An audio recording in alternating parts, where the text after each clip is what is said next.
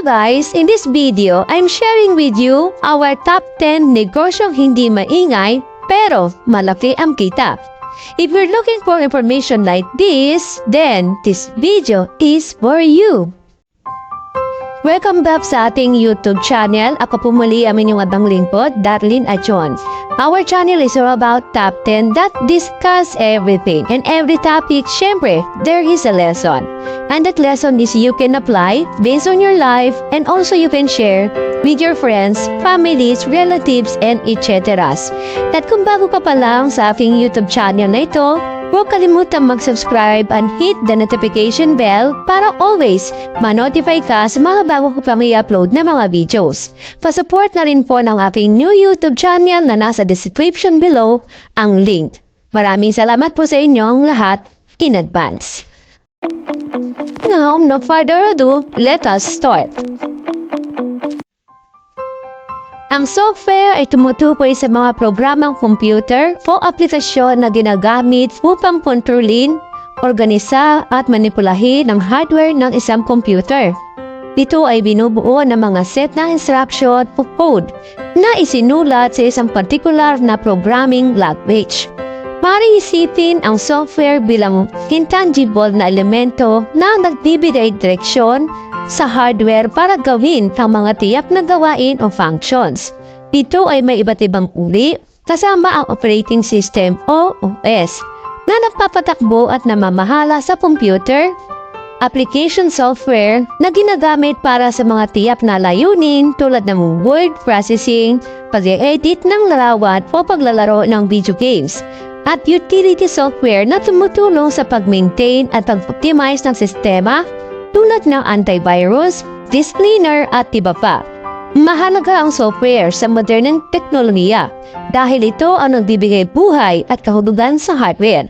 Karamihan sa mga gawain at paggamit ng computer ay hindi maaaring maitaguyod ng maayos nang walang mga tamang software. Ang pangalawa ay isang marketing agency. Ito isang kumpanya o organisasyon na may espesyalisasyon sa pagbuo ng pagpaplano at pagpapatupad ng iba't ibang estratehiya at kampanya para itaguyod ang produkto, serbisyo o brand ng kanilang kliyente. Ang kanilang layunin ay mapalawak ang reach at impluwensya ng kanilang kliyente sa kanilang target market upang mapataas ang kanilang benta at kita. Ito yung mga ilan sa mga gawain ng mga marketing agency. Market research. Ito yung pag-aaral ng merkado, consumer at kalakaran para maunawaan ang pangangailangan at kagustuhan ng target market. Strategic planning.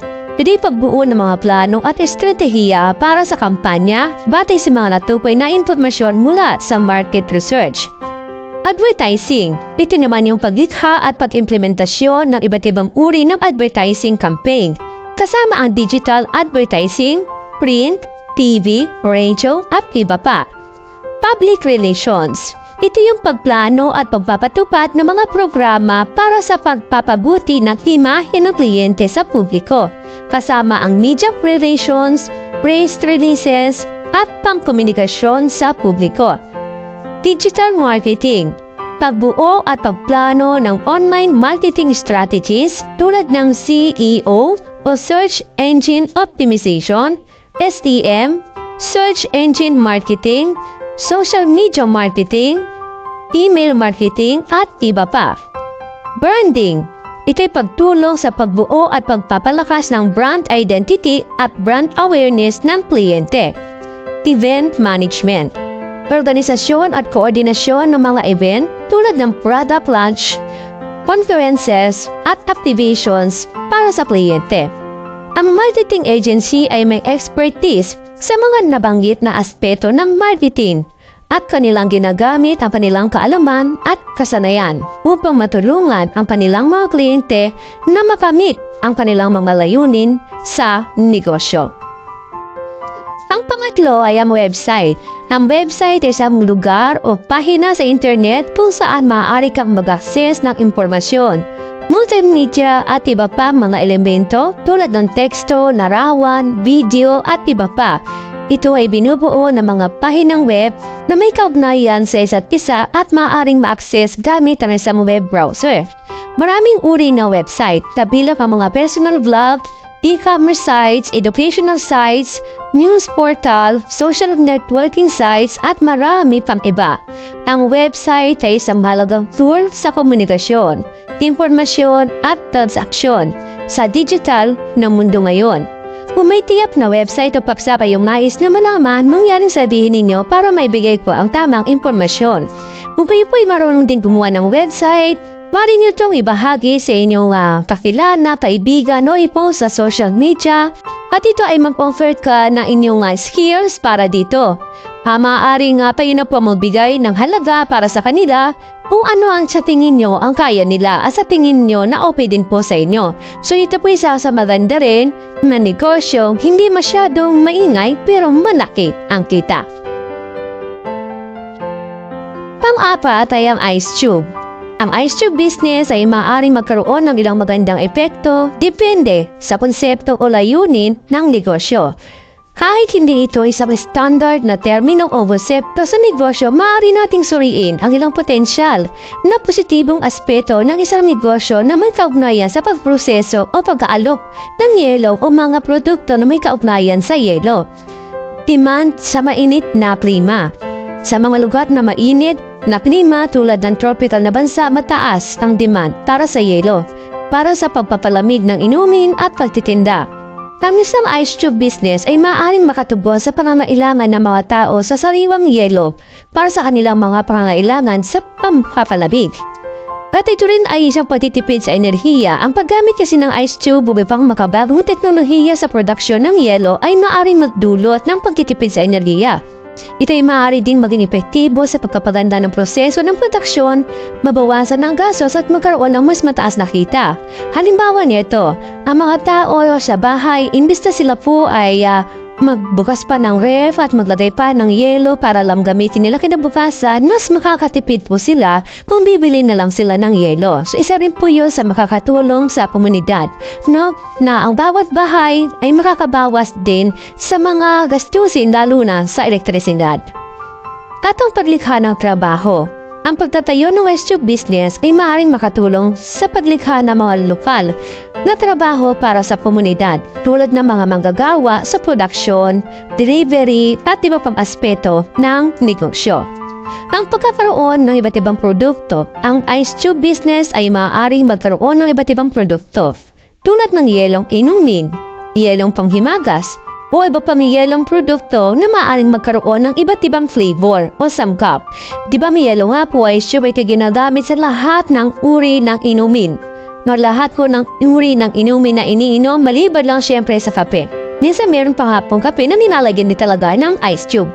Okay, ito ay maaaring magdulot ng karagdagang kita at marketing strategy.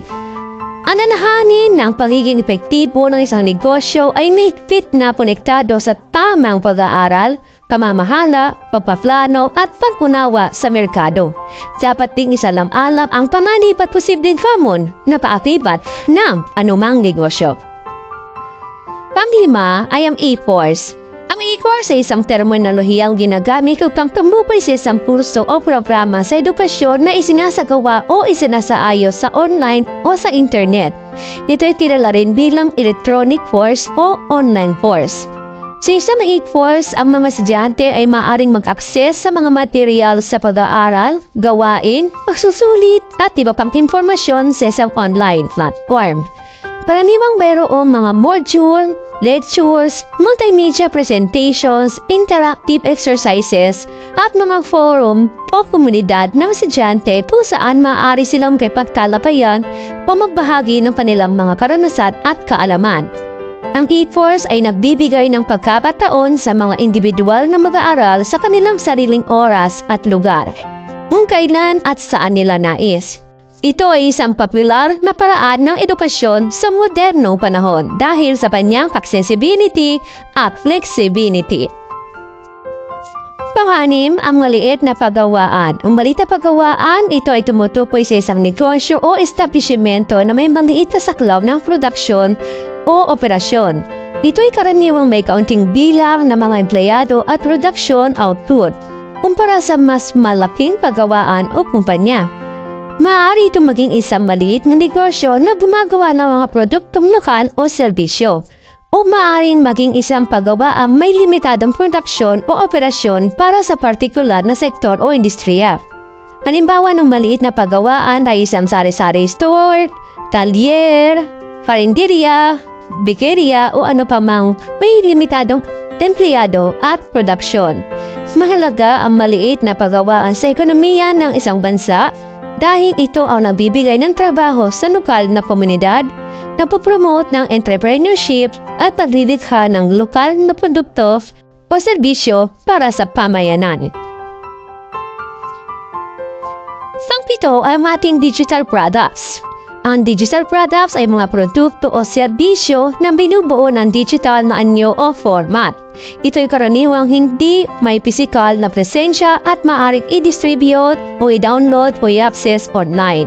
Narito ang ilang halimbawa ng digital products. Unang software.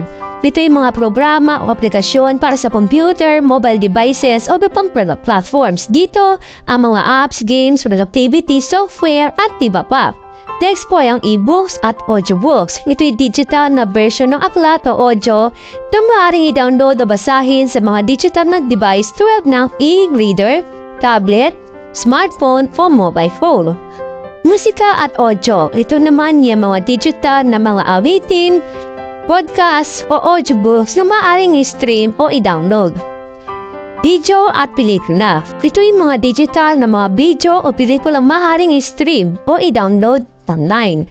Next po ang digital art. Mga digital na imahen, artwork for disenyo na maaaring mabili o i-download para gamitin o i-print. Ang webinars at online courses. Ito'y mga digital na mga klase o pagsasanay na maaaring gawin online. Karaniwang may kasamang videos lectures, reading materials at iba pang mga learning resources. Subscription services. Ito'y mga subscription na binabayaran sa regular na interval, tulad ng streaming platforms. Halimbawa nito yung Netflix, Spotify, cloud storage, Google Drive, Dropbox o online news subscription. Next po ay ang SaaS o Software as a Services. Software na inaalok sa subscription, kung saan ang mga gumagamit ay binabayaran batay sa regular na interval. Digital photography. Mga larawan at imahe na maaaring mabili online o i-download. Fonts, icons at graphic assets. Ito'y mga digital na mga elemento tulad ng mga font, icon sets at graphic design assets na maaaring gamitin para sa mga proyekto.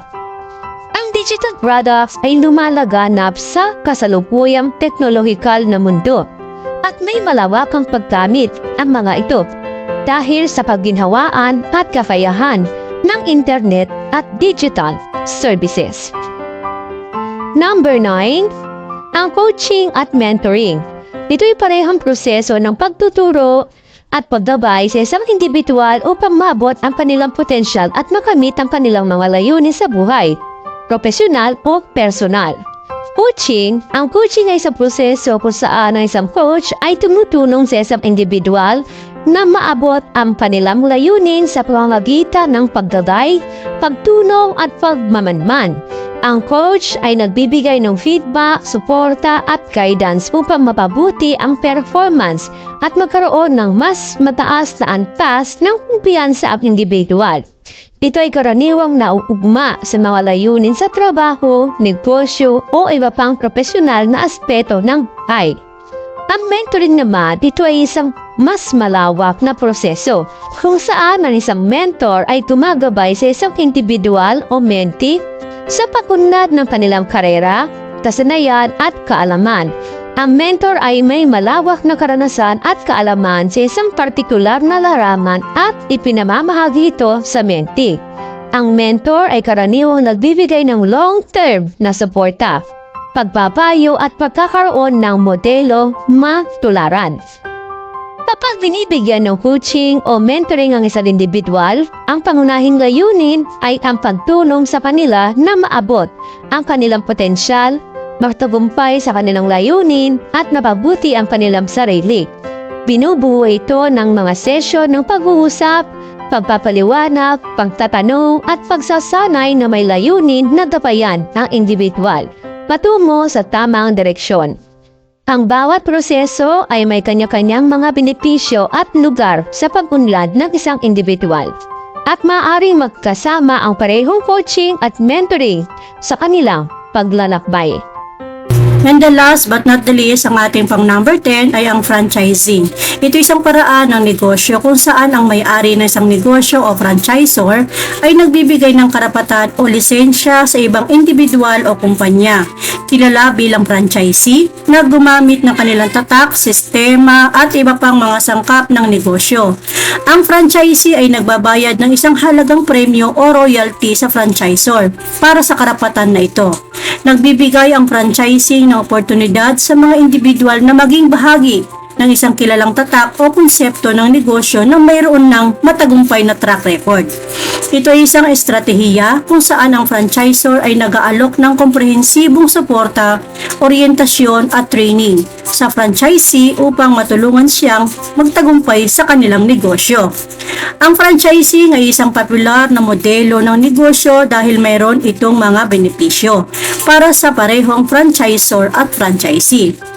Para sa franchisor, ito ay isang paraan upang mapalawak ang kanilang negosyo ng mabilis at nang hindi kinakailangang magtayo ng maraming bagong sangay ng kanilang sariling negosyo.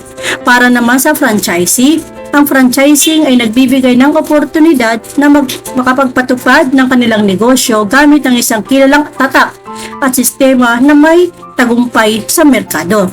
Mahalaga na suriin at pag-aralan ng mabuti ang kasunduan ng franchising bago tanggapin ang alok ng isang franchisor.